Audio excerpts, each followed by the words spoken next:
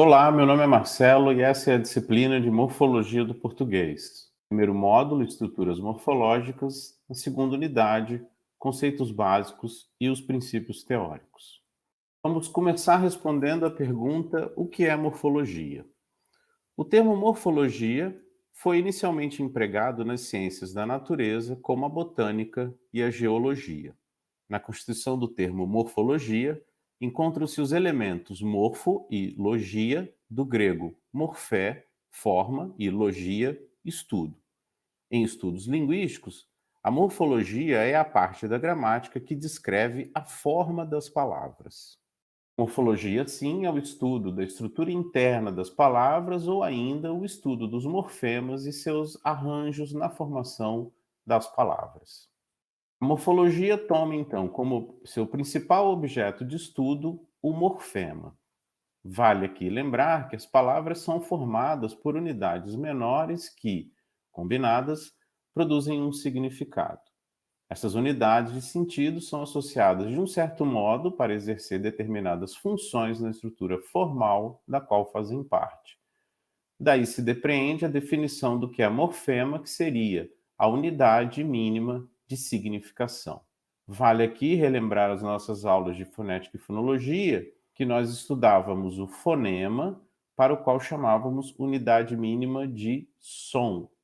Aqui a distinção é que o morfema é a unidade mínima de significação. Os processos morfológicos são realizados de acordo com certas regras gramaticais. Nos nomes, por exemplo, as unidades que marcam o número, singular e plural, ocorrem sempre na mesma posição final das palavras. Nos verbos, as unidades têm uma distribuição fixa. A gente tem a unidade básica do sentido, que mais à frente veremos que se chama raiz ou radical.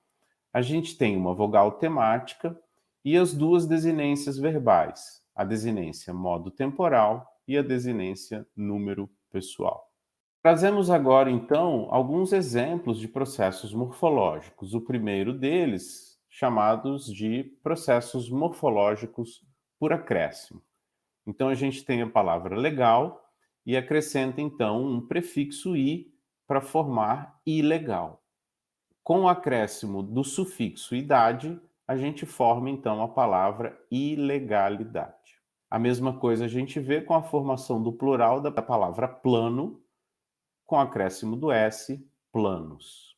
A gente vê também, isso vai ser estudado com mais detalhes mais à frente, a formação do gênero no português masculino e feminino, nessa oposição entre diretor e diretora.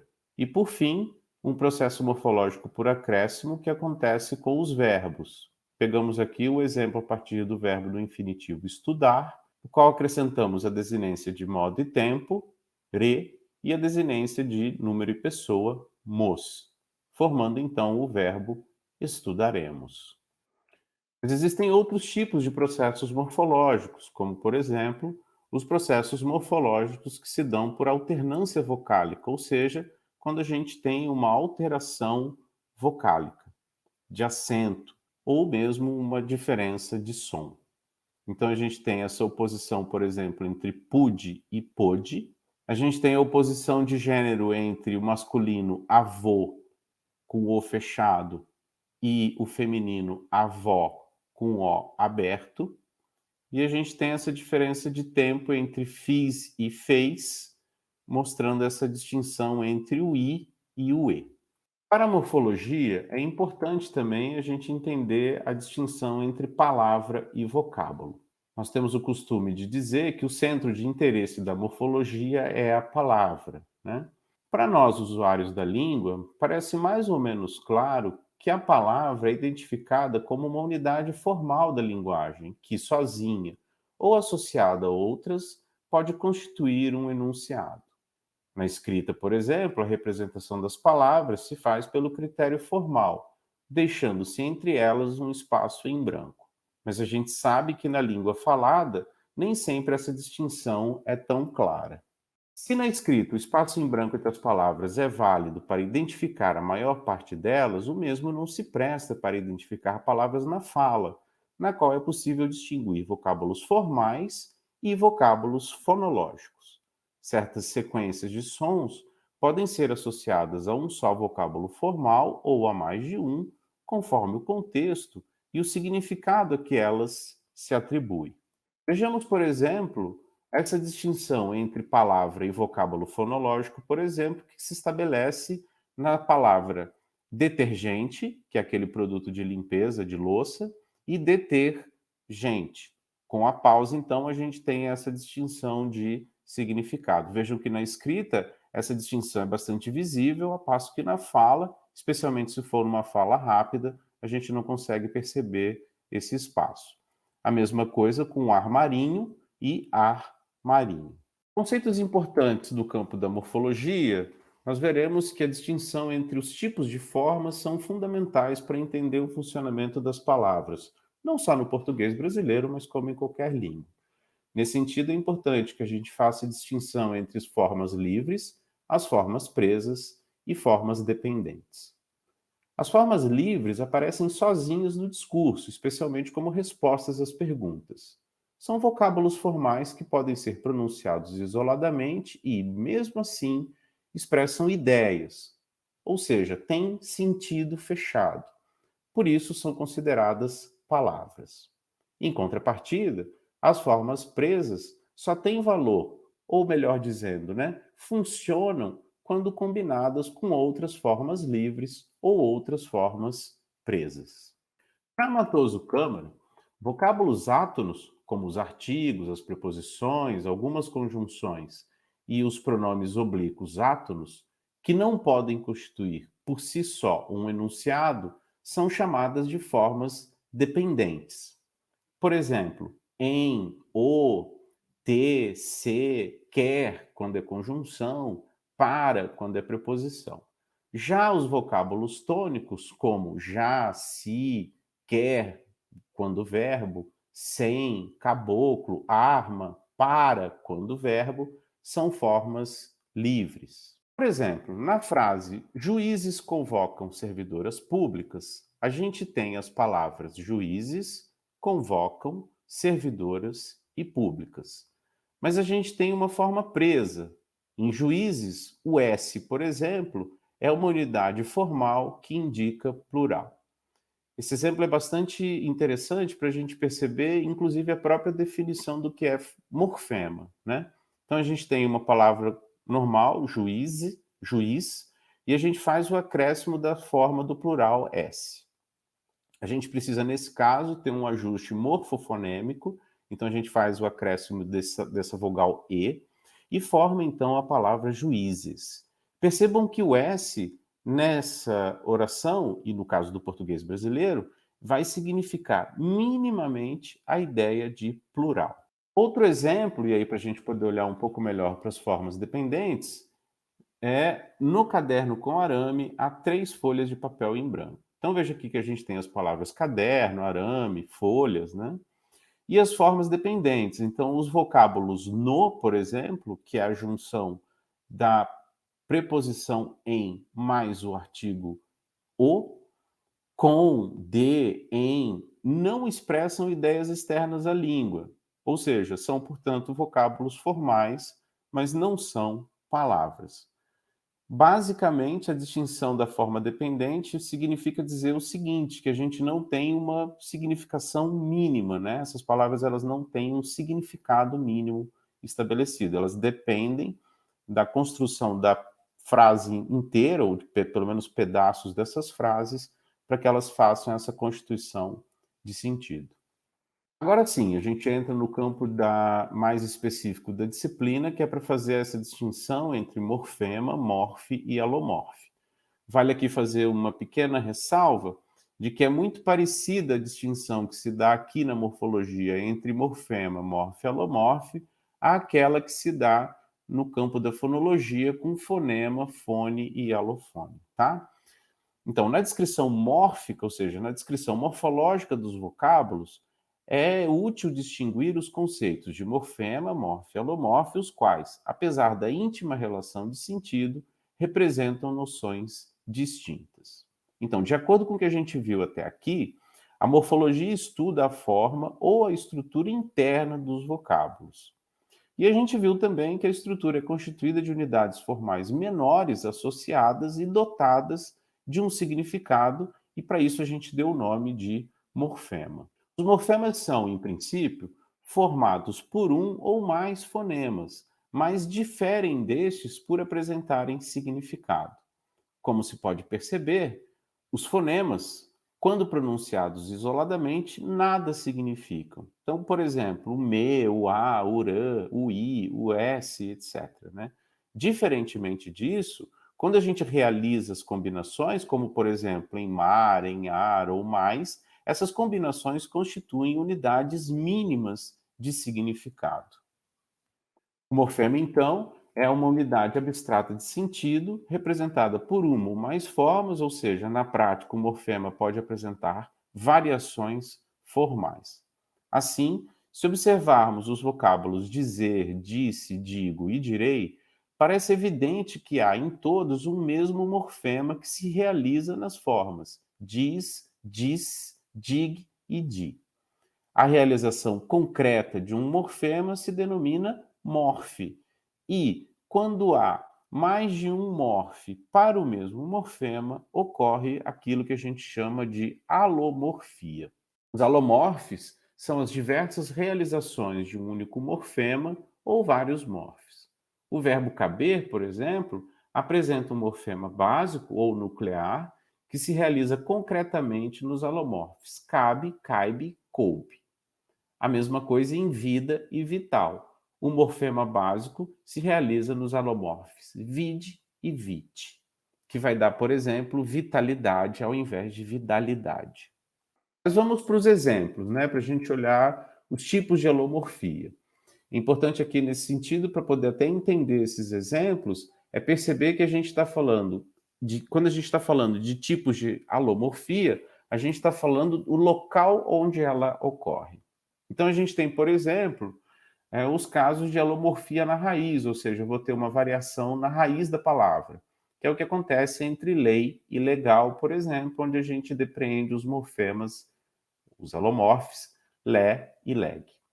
A gente também percebe casos de alomorfia no prefixo, ou seja, nessa parte que vem antes do radical, que é o que acontece em ilegal e infeliz. Vejam que tanto i variando em in representam um antagonismo, né? Então, de legal, ilegal e de feliz, infeliz. A gente tem também casos de alomorfia no sufixo, ou seja, na parte terminal da palavra, na parte final da palavra. Então, a gente tem a distinção entre durável e durabilidade, por exemplo, onde a gente faz a oposição entre os alomorfes vel e bil. E a mesma coisa com o diminutivo, né? Então, a gente tem cabra, cabrito, amor, amorzito, e a gente tem então, esse caso de alomorfia no sufixo, dessa variação entre ito e zito. Há casos também em que a alomorfia pode ocorrer na vogal temática. Isso a gente vai perceber que acontece em muitos verbos do português brasileiro, como é o caso de corremos e corrido, onde eu tenho a oposição entre e i. A gente também possui alomorfia na desinência nominal de gênero, por exemplo. Isso a gente também vai ver de maneira mais detalhada quando estiver falando das flexões nominais, tá? Mas a gente tem, por exemplo, menino e avô, então a gente tem a oposição entre o morfema vazio, que a gente vai ver daqui a pouquinho, e o morfema o, tá? A gente tem ainda os casos de alomorfia na desinência verbal, que é o caso, por exemplo, de estudávamos e estudáveis, onde a gente tem uma variação entre vá e vê, e cantarás e cantaremos, onde a gente tem a oposição entre irá e iremos. Mas vamos lá então, quem que é esse tal desse morfema zero? Né? Nós já vimos que o morfema é uma entidade abstrata que se concretiza na estrutura de uma palavra através do morfe. Ou seja, o morfe, na verdade, é a própria realização de superfície do morfema. O ideal seria que houvesse um único morfe para cada morfema, mas a gente sabe que isso nem sempre acontece. Além das situações em que existem mais de um morfe para um único morfema, são esses processos que a gente acabou de ver que chamamos de alomorfia, nós temos que considerar aquelas em que o morfema se realiza por meio da ausência do morfe. Não existir um morfe não significa que não existe morfema. Quando a ausência do morfe corresponde a um significado, disse que o morfema é zero. Vamos então olhar isso nos exemplos, né? Então a gente tem o primeiro exemplo diz respeito à oposição de gênero, onde a gente fala sobre masculino e feminino, tá? Então a gente tem a oposição de gênero que se faz através de formas marcadas para o feminino pela desinência a e de formas não marcadas para o masculino. O que caracteriza o masculino é a ausência de qualquer marca, ou seja, é o próprio morfema zero. Então a gente tem o português masculino em oposição a portuguesa feminino. A mesma coisa acontece com o professor. A gente tem o masculino não marcado, o morfema masculino, professor, em oposição a professora. A gente vai estudar isso com mais detalhamento quando a gente estiver falando sobre flexão nominal, sobre essa questão do gênero. A gente tem o costume de achar que a oposição se dá entre o e a, e a gente vai ver que não. A oposição se dá, na verdade, entre o morfema vazio, que às vezes se manifesta como o ou como e, em oposição ao morfema feminino a. Segundo exemplo, a gente tem também um caso dos nomes, é a marcação do plural, né? Então a gente tem o plural que é marcado pelo S e o singular que é marcado pela ausência significativa de um morfe, ou seja, é marcado pelo morfema zero. Então a gente tem aí caneta, onde a gente está no singular, então a gente não tem a presença do morfema, a gente tem em oposição a ele canetas, e aí a gente tem então o acréscimo por sufixação, produzindo esse plural. A mesma coisa com gramado, gramados, e greve, greves. Em princípio, espera-se que um morfe corresponda a um significado. Então a gente tem visto até aqui casos em que eu tenho um morfema e para cada morfema eu tenho apenas um único significado. Nas formas verbais do português, há morfes que representam a fusão de dois morfemas, ou seja, a gente vai ter dois sentidos combinados. Nesses casos, a gente diz que esses morfes, eles são cumulativos.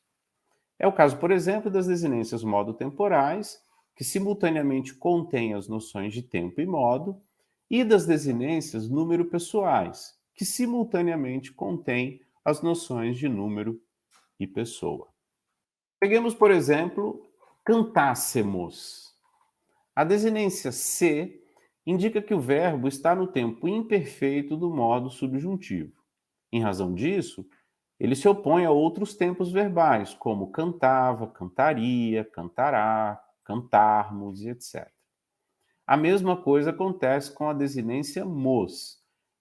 Ela indica a primeira pessoa do plural, opondo-se, portanto, a outras formas do singular ou mesmo do plural, como cantasse, cantasses, cantasseis e cantassem. Vale lembrar também, e é preciso fazer o destaque, que na unidade 2 do módulo 2 nós veremos com muitos detalhes como se dá a flexão verbal no português brasileiro. E aí, por fim, a gente começa já pensando, então, em classificar esses morfemas. A gente vai olhar para esses morfemas dentro das palavras e vai separá-los conforme esse quadro, conforme essa estrutura vocabular.